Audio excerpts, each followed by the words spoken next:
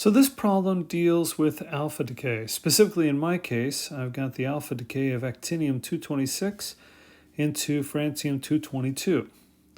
And I'm asked to determine the disintegration energy, which is also known as the Q value, the kinetic energy of the daughter, the kinetic energy of the alpha particle, and the speed of the alpha particle. Okay, so there's a lot to unpack here. First off, what the heck is this? Disintegration energy Q value. So the Q value is just the total kinetic energy of the daughter nucleus and the alpha nucleus. So I could just write that as a simple equation. Q equals the kinetic energy of the daughter plus the kinetic energy of the alpha particle. Now this is what Q is, but at least for this first part, it doesn't help us because we don't know Q, we don't know the kinetic energy of the daughter or the kinetic energy of the alpha. In fact, we're asked to figure out all three of these things. So what we have to use instead is this other formula, the rest energy of the parent nucleus equals the rest energy of the daughter nucleus plus the rest energy of the alpha nucleus plus the Q value. Okay, what is this? Where did this formula come from? Well, this is actually just conservation of energy. Before the decay, all we have is the rest energy of the parent. Now, that's because, let me just clarify this, that's because we are doing this from the frame of the parent. And in the parent's frame, their velocity is zero, so they only have rest energy. Okay. So only rest energy in that frame, and after the decay, all the other energy must have come from this. So that's the rest energy of the daughter, the rest energy of the alpha particle, and whatever kinetic energy they each have. That all came from this. So this formula here, really straightforward to get Q now because you have the masses, they're stated up here in the problem. Notice that these masses are in terms of U, atomic mass units. I recommend that you convert these into mega electron volts per c squared. The conversion factor is up above. I can go ahead and write it here, but it's 1 atomic mass unit equals 931.5 mega electron volts per c squared. That makes your life a lot easier because you put that in and you're multiplying by c squared. So the c squareds cancel. So definitely I recommend doing that for this part, but I'm going to let you handle that on your own. It's the second part of this problem that is less obvious, is tricky. And that's figuring out the kinetic energy of the daughter. Because you go through this and you get Q, that's great, but you still have two unknowns in this formula. So how are we going to get the kinetic energy of the daughter? And the answer is we're going to use momentum.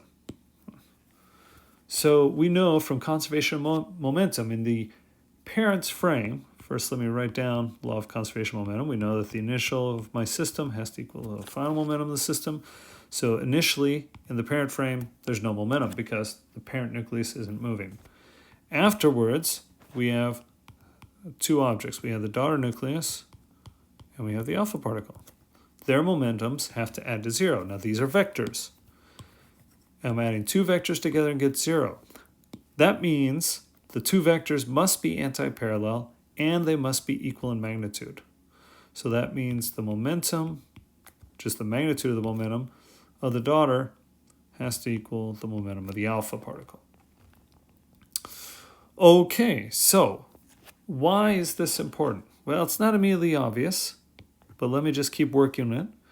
So I've got the mass of the daughter times the velocity of the daughter.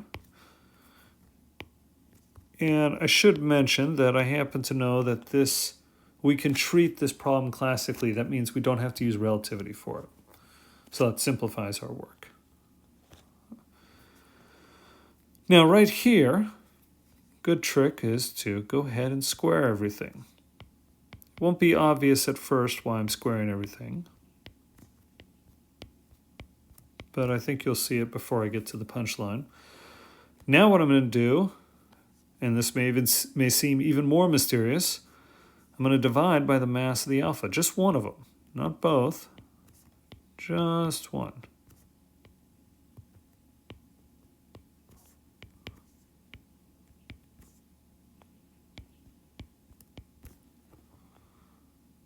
Now, hopefully, maybe now I should say you're starting to see what I'm doing. You can see I only divided by one of these. I didn't divide by both. So one's over here, the other one's here. And I have m alpha v alpha squared. So if I just also multiply both sides by 1/2, this is the kinetic energy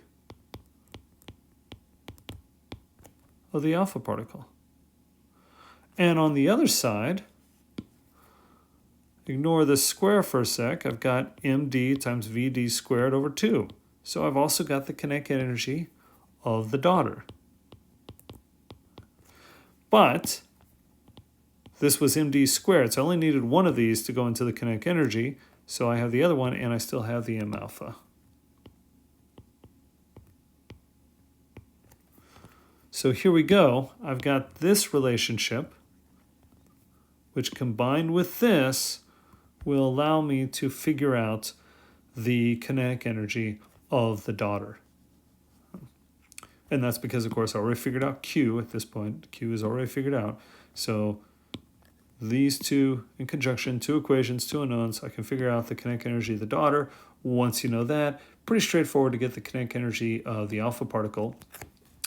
Notice down here, you're also expressing it as essentially a factor of the total kinetic energy between the daughter and the alpha particle. And the reason why you're asked to do this is so that you can see that even though the alpha particle is way smaller, it has the vast majority of the kinetic energy of the system.